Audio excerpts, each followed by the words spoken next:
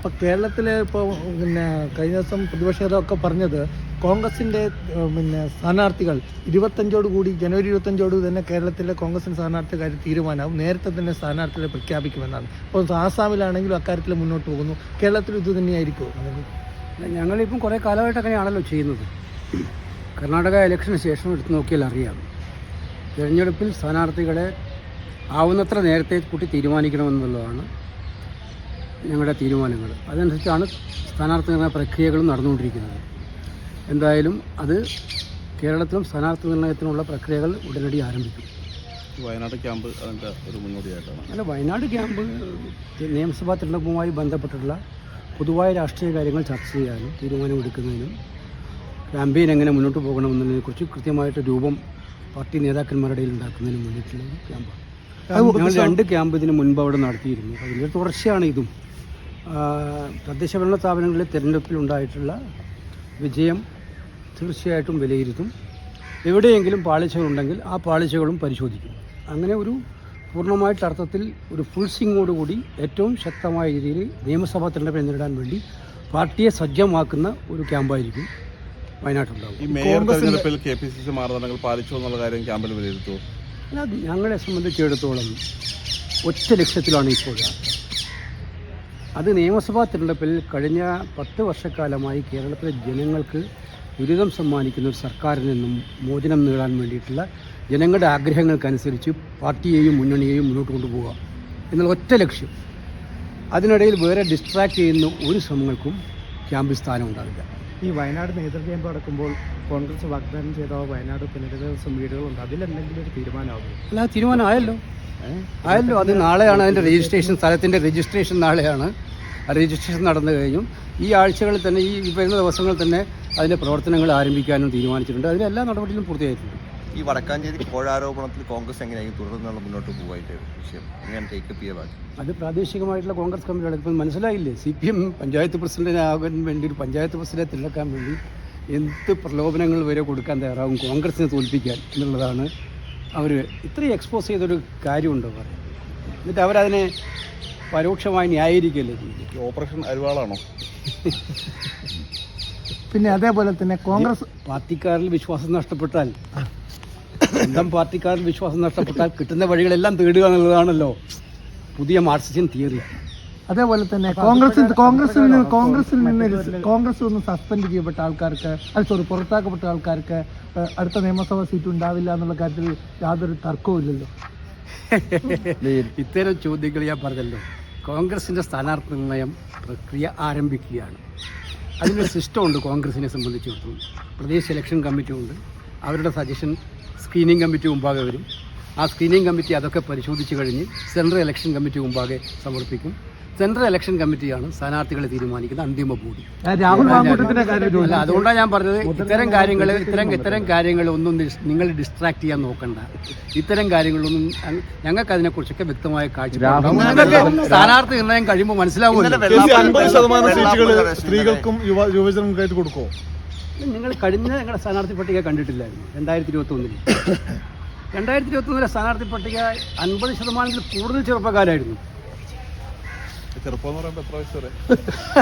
അതല്ല, 50 വയസ്സിന് താഴെയുള്ളവരെ നമ്മൾ ഉദ്ദേശിക്കുന്നത്. അത് കഴിഞ്ഞ പ്രാവശ്യം ഞങ്ങൾ ഓരോ സ്ഥലത്തും ഏറ്റവും പ്രധാനപ്പെട്ട പക്ഷേ അവർക്ക് സമയം കിട്ടിയില്ലായിരുന്നു. അനൗൺസ് ചെയ്തത് അവസാന നിമിഷങ്ങളിലായിരുന്നു പലപ്പോഴും. അതുകൊണ്ട് പലർക്കും എസ്റ്റാബ്ലിഷ് ചെയ്യാൻ പറ്റില്ല. പിന്നെ കോവിഡിൻ്റെ കാലം കൂടിയായിരുന്നു, പ്രചരണത്തിന് പരിമിതികളുണ്ടായിരുന്നു. അപ്പോൾ അതൊക്കെ കൊണ്ടാണ് അത് എക്സ്പോസ് ചെയ്യപ്പെടാൻ പോയത്. പക്ഷേ കഴിഞ്ഞ പ്രാവശ്യം ഞങ്ങൾ എടുത്തത് ഏറ്റവും നല്ല യുവമുഖമായിരുന്നു. കേരളത്തിൽ കോൺഗ്രസിനല്ല, കേരളത്തിൽ ഒരു രാഷ്ട്രീയ പാർട്ടിക്കും കൊടുക്കാത്തത്ര യുവമുഖമായിരുന്നു കഴിഞ്ഞ നിയമസഭാ തെരഞ്ഞെടുപ്പിൽ. പാർലമെൻറ്റ് തെരഞ്ഞെടുപ്പിൽ തന്നെയല്ലേ ഞങ്ങൾ ചെറുപ്പക്കാരായ MP-മാരല്ലേ മിക്കവാറും ആളുകൾ. അപ്പോൾ ചെറുപ്പത്തിന് എന്നും പ്രാധാന്യവും കൊടുക്കും ഞങ്ങൾ, ഇതിൽ സംശയമില്ല. വനിതകൾക്കും കൊടുക്കും.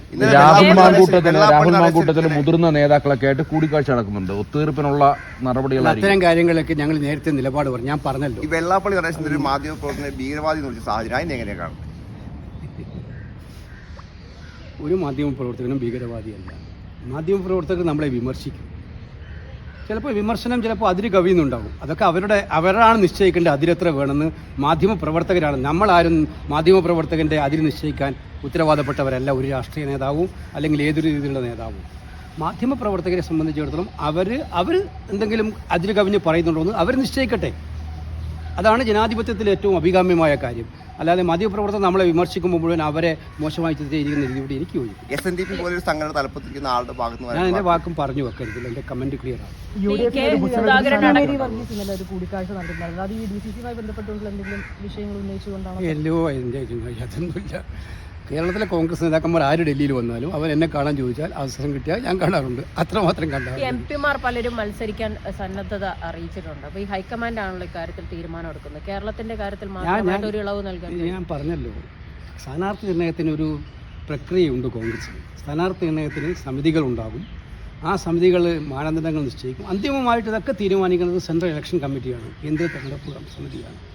അവിടെയാണ് മാനദണ്ഡങ്ങൾ എന്താണ് വേണ്ടത്, മാനദണ്ഡങ്ങൾ വേണമോ വേണ്ടയോ എന്നൊക്കെയുള്ള ഫൈനൽ തീരുമാനം. അവിടെ അതിനു മുമ്പ് ഞാനെങ്ങനെ പറയാനാണ് ഇത്തരം കാര്യങ്ങളെക്കുറിച്ചൊക്കെ.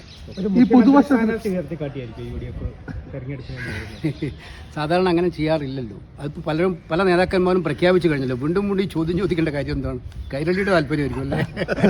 ഈ പുതുവശത്തിൽ CPM പറയുന്ന വളരെ പ്രധാനപ്പെട്ട കാര്യം ശബരിമല അല്ലെങ്കിൽ ഇതൊന്നുമല്ല തോൽവിക്ക് കാരണമായത്, ഇത്തരത്തിലുള്ള ഭരണത്തിൻ്റെ മികവ്. അവരങ്ങനെ തന്നെ ധരിക്കണം. ശബരിമല എല്ലാ തോൽവിക്ക് കാരണമായത്. ഇനിയും കട്ടവരെ സംരക്ഷിച്ചുകൊണ്ടേയിരിക്കണം എന്നുള്ളതാണ് ഞങ്ങളും ആഗ്രഹിക്കുന്നത്. കാരണം ഒരു പാർട്ടിക്ക് തെറ്റുപറ്റിയാൽ അത് തെറ്റാണെന്ന് പറയാനുള്ള ആർജവം ജനങ്ങളുടെ മുമ്പാകെ കാണിച്ചിട്ട് തെറ്റ് തിരുത്താനുള്ള നടപടി ഉണ്ടാവുള്ളൂ. ആ നടപടി ഉണ്ടായില്ല ഇതുവരെ.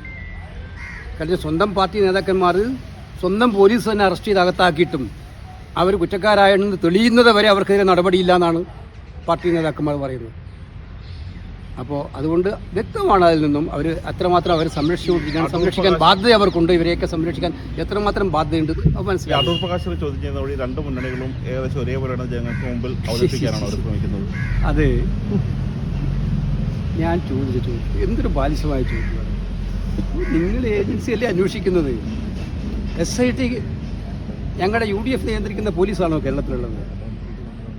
ആര് വേണമെങ്കിലും അന്വേഷിച്ചോട്ടല്ലേ. ഞങ്ങളതിനകത്ത് വളരെ ആത്മവിശ്വാസമുള്ള കോൺഫിഡൻസോടെ പറയുന്നത്. ശബരിമലയിലെ സ്വർണം കട്ട യഥാർത്ഥ കള്ളന്മാരെ ജനം തിരിച്ചറിഞ്ഞുകൊണ്ടിരിക്കുകയാണ്. ഇനി കൂടുതൽ കള്ളന്മാർ പുറത്തു വരും. അത് ഞങ്ങൾക്ക് തീർച്ചയായിട്ടും ആത്മവിശ്വാസമുണ്ട്. ഞങ്ങളെ സംബന്ധിച്ചിടത്തോളം ഇത് വിശ്വാസത്തിനെതിരെയുള്ള ഒരു കടന്നാക്രമണമാണ് ശബരിമല ഉണ്ടായിരിക്കുന്നത്. 2019 ആവർത്തനമാണ് അവിടെ ഉണ്ടായിരിക്കുന്നത്. അതിനേക്കാൾ ഭീകരമായിട്ട് ഓരോ ദിവസം കഴിയുന്തോറും പുറത്തു വരുന്ന കഥകൾ എന്താണ്? ബേസിക്കലായിട്ട് ഇതൊരു ചോദ്യമാണ് ഉന്നയിക്കുന്നത്. ഈശ്വര വിശ്വാസമില്ലാത്തവരൊക്കെ ഇത്തരം കാര്യങ്ങൾ നിയന്ത്രിച്ചാൽ അവർക്ക് ദൈവത്തോടല്ല ഭക്തി ഉണ്ടാകുന്നത്, അവർക്ക് ദൈവത്തിൻ്റെ മുമ്പിലുള്ള സ്വർണ്ണത്തോടായി.